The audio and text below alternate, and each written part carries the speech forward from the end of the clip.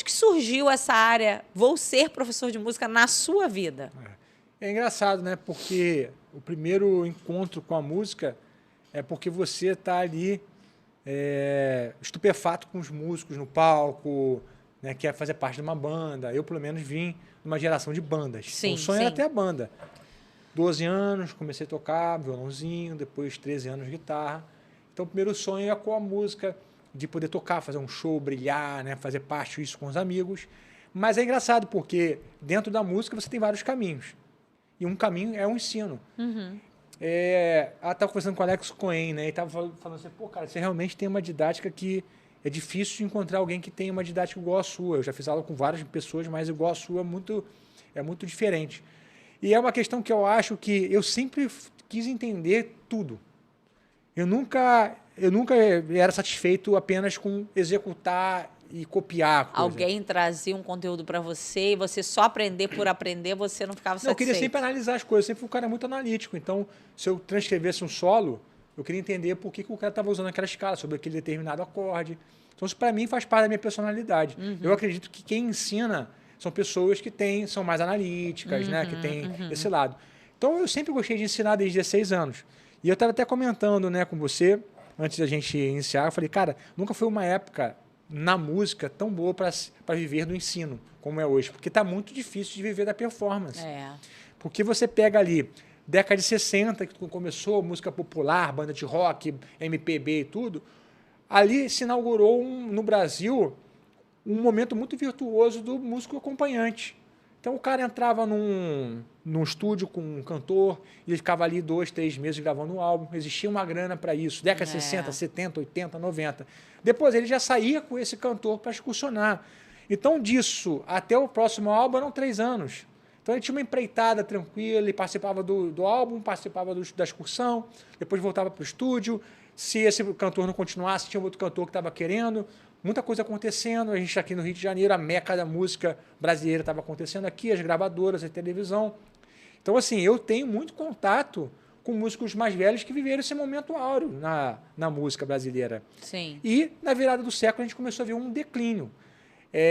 Muitos desses músicos que até na virada do século ganhavam uma tabela e meia, 2 tabelas para acompanhar um músico, hoje ganha meia tabela.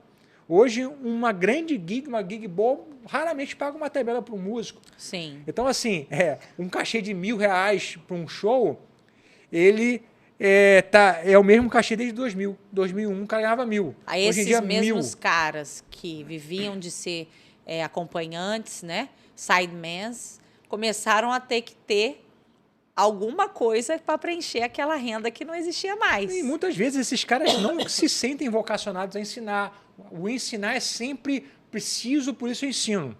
Então esse cara acaba comprometendo a carreira dele de professor. Porque ele vai e ensina. Quando um cantor ou alguém chama ele para excursionar, ele muitas vezes abandona os alunos. Nem sempre. Às vezes o cara consegue conciliar, mas muitas vezes não.